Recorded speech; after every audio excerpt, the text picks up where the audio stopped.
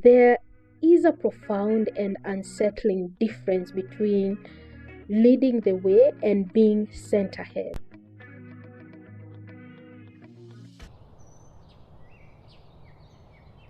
Welcome to Again But Softer with me, your host, Sienna. This is a podcast created specifically for women. Perhaps you've survived some madness in your life and now you're ready to begin the intentional work of closing those challenging chapters. This space is dedicated to exploring how we can choose to start all over again.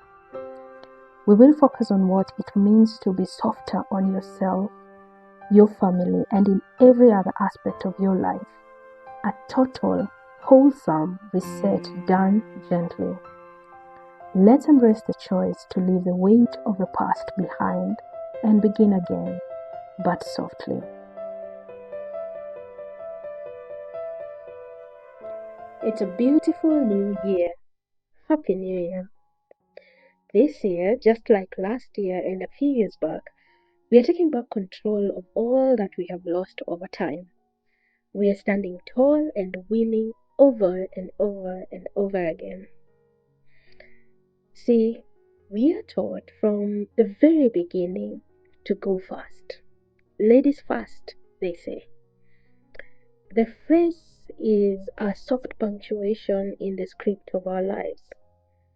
It appears as a murmured courtesy at a restaurant entrance. It appears like chivalry in a crowded elevator. It feels like velvet. It feels like care. And we are ushered forward. And in that motion, we are told that we are precious, protected, and prized. And for a long time, I never questioned the direction of that motion.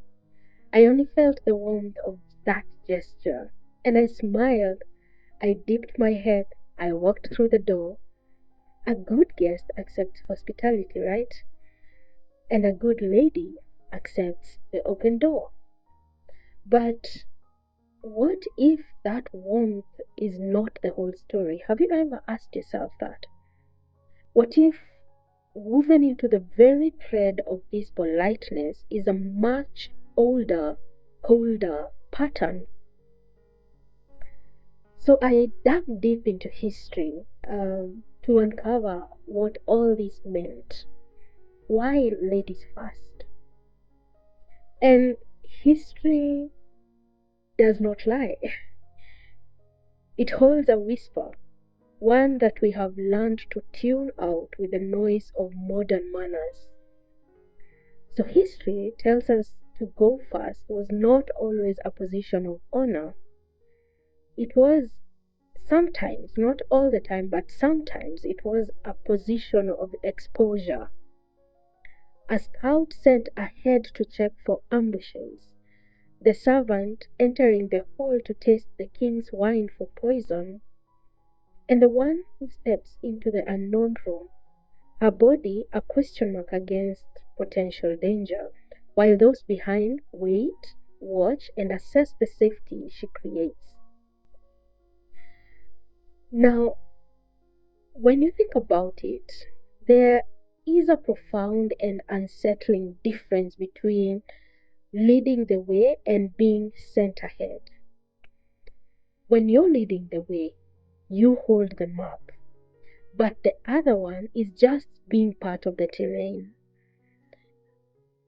As we stand on the threshold of a new year, I find myself pausing not at a door held open by another, but at the doorway of my own understanding.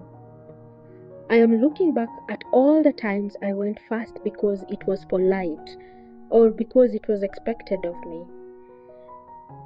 Otherwise, it would have seemed ungrateful actually. The job I took because it was offered to me and not because it was necessarily my dream.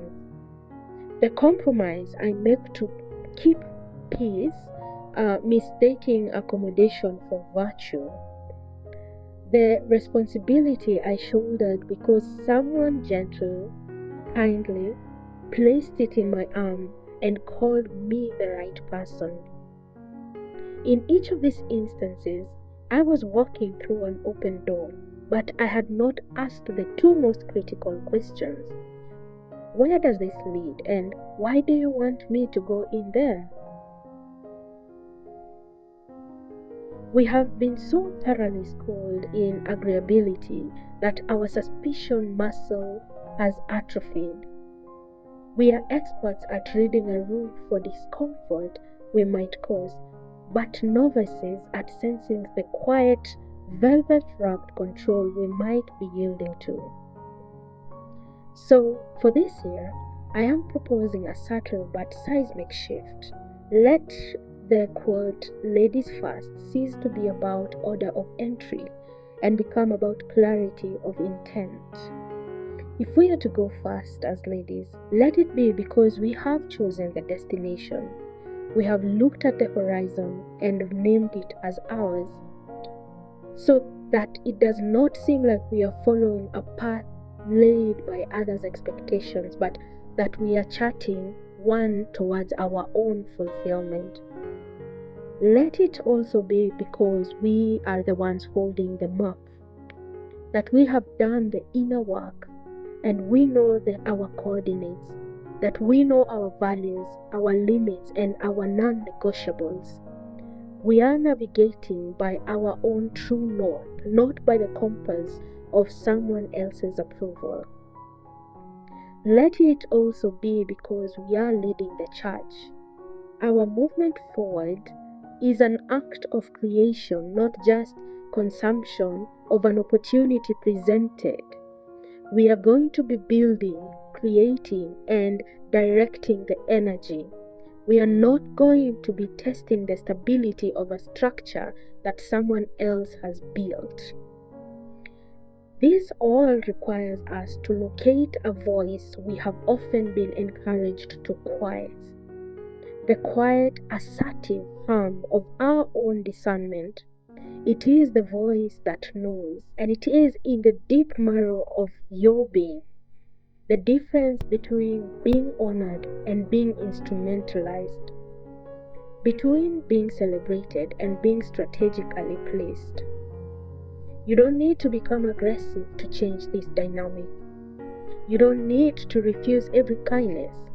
You simply need to insert a moment of pause between the gesture and the movement, a breath, a question. As you write your hopes for 2026, I invite you to weave this question into your intention. Where am I walking fast out of habit, and where am I walking fast out of choice? The doors will continue to open. That is the nature of life. Our power lies not in refusing to walk through them, but in mastering the sacred pause of the threshold. Look at the door. Feel the draft from the other side. Listen to your gut, that soft, persistent voice beneath the noise of should and ought to, and trust it. And if you choose to step through, let it be because you desire what lies beyond. Let it be because you are the leader of your own life, not the honored guest in someone else's narrative. Walk fast, yes, but do it with your eyes wide open, your direction clear, and your own hand on the latch.